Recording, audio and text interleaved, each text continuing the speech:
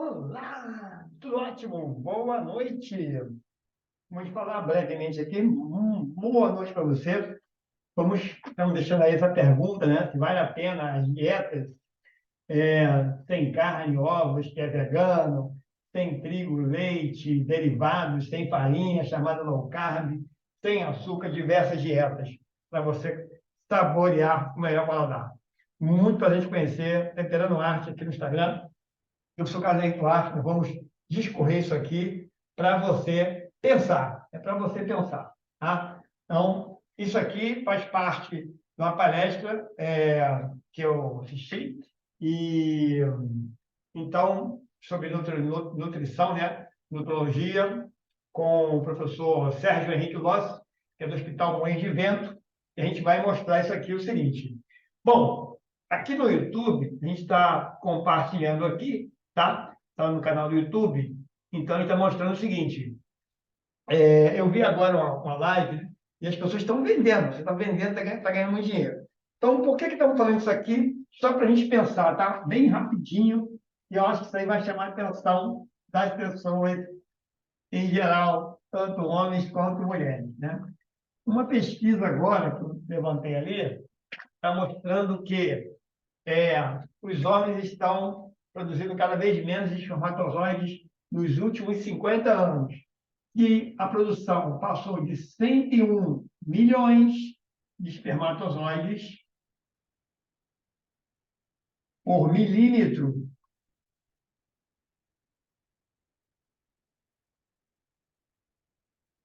de. Pegar aqui. E a gente está. Pegar só o número aqui, para não errar aqui. Estamos ao vivo. Eu esqueci. 101. Isso. 101 milhões para 41 milhões de espermatozoide por milímetro de sangue. Tá? Então, isso foi ao longo dos 50 anos, e essa taxa de decaimento, que era de 1,16 entre 1970 e os anos 2000, e 1990, passou para 2,64 a partir dos anos 2000. Aí tem várias explicações: obesidade, enfim, tem celular, produtos químicos, uso de drogas e outras coisas. A obesidade está relacionada à alimentação.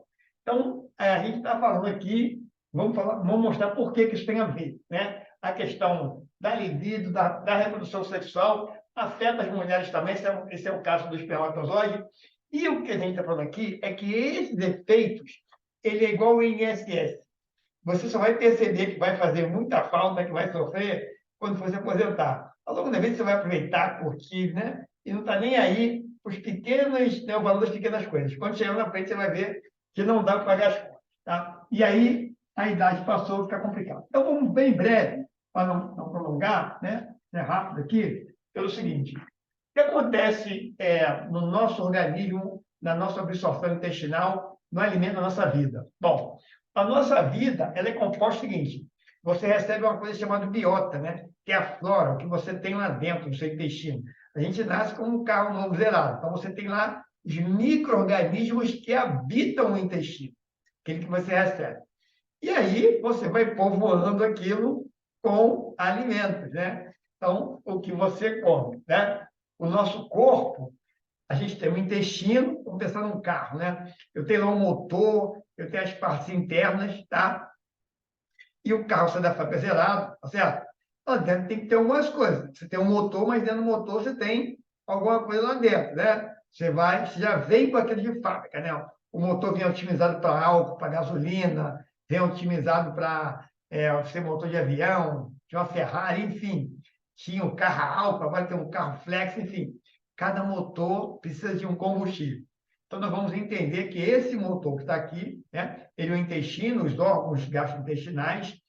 Cada grupo de pessoas, nós temos motores diferentes, ou seja, o óleo de coco pode ser bom para fulano, para mim pode ser horrível, né? De fato, tem gente que já vem com alergia. Então, nós temos lá o nosso motor, o nosso corpo formado, e nós vamos com a nossa biota. E nós vamos, já tem micro-organismo lá dentro, tá? E isso quer dizer o seguinte, se fosse um computador, seria o quê? Já tem lá o hardware, né, instalado, a máquina, né? E você tem a máquina, né, o intestino, né, aquela máquina que funciona. E você tem lá o software, né, os programas, que seriam que os micro-organismos que vão pegar aquela máquina e fazer funcionar, enfim. E aí você faz os seus programas, né? Você coloca os seus aplicativos, que é o quê? Nós comemos. Então, na mesma comparação, se fosse um computador, se fosse um carro. E o que acontece? Hoje eu vi uma apresentação sobre sem trigo, sem lactose, saudável. A gente não pode deixar de comer aquilo que a gente gosta, porque a gente fica mal. Tudo fabuloso, fantástico. Só que é o seguinte, aí eu vi lá uma pessoa sem trigo, sem lactose, saudável, e aí fazendo um pão. Olha o pão. Fez um pão sem trigo, sem lactose, mas aí o recheio era calabresa, fantástico. Calabresa, sensacional, com queijo, que está aqui no grupo dos lácteos, e já saiu da árvore, da árvore lá de alimentação de Harvard, desde 2012, não faz parte da pirâmide alimentar. Já se sabe que queijo, leite, derivados, leite, né, e seus derivados, não é porque o queijo, porque um dos produtos mais vendidos no mundo, por aumentar a produção e aumentou o tamanho da molécula, a caseína, que é a proteína do leite, né?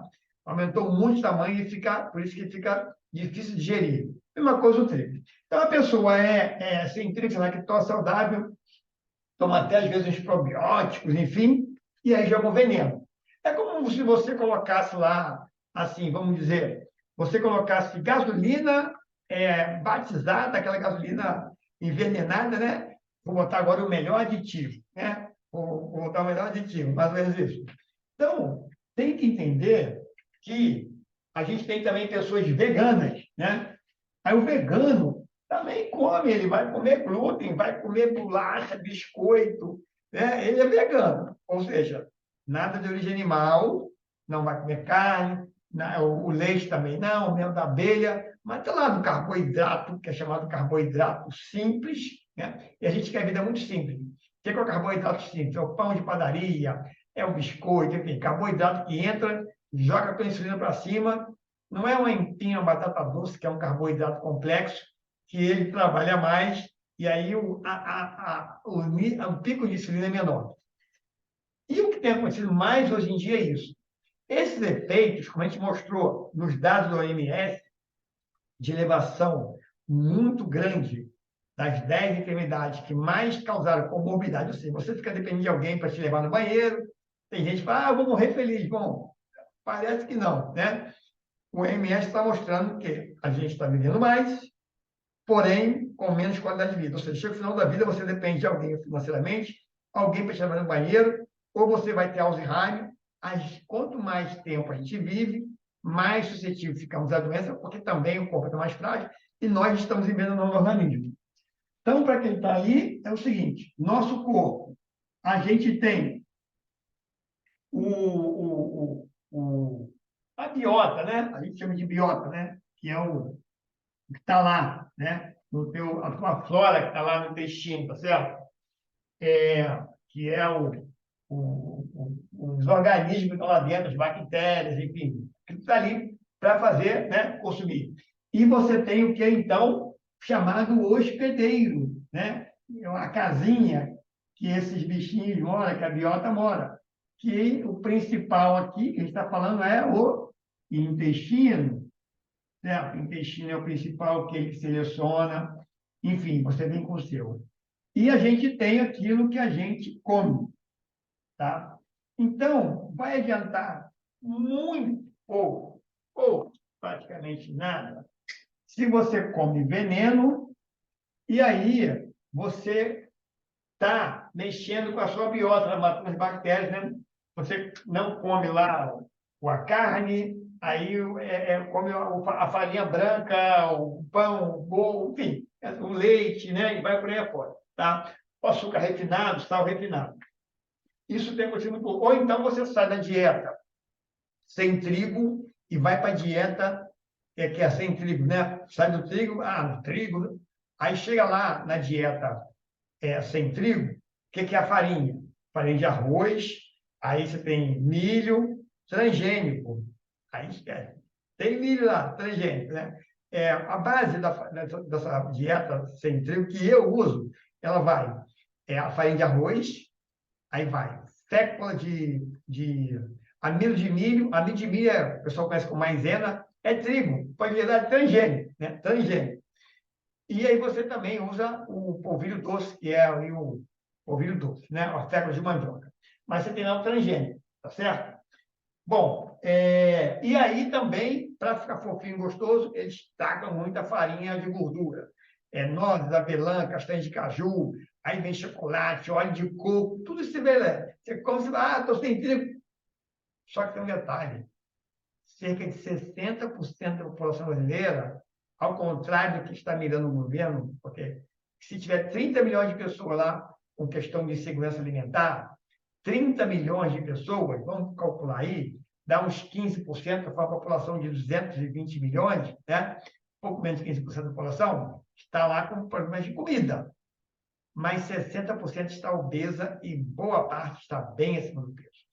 Só questão de cigarro, tabaco, são 125 bilhões, não sei o que estou dizendo, é o INCA, está no site do INCA para buscar. O INCA estima que só a questão do tabaco, o gasto do governo é de 125 bilhões por ano.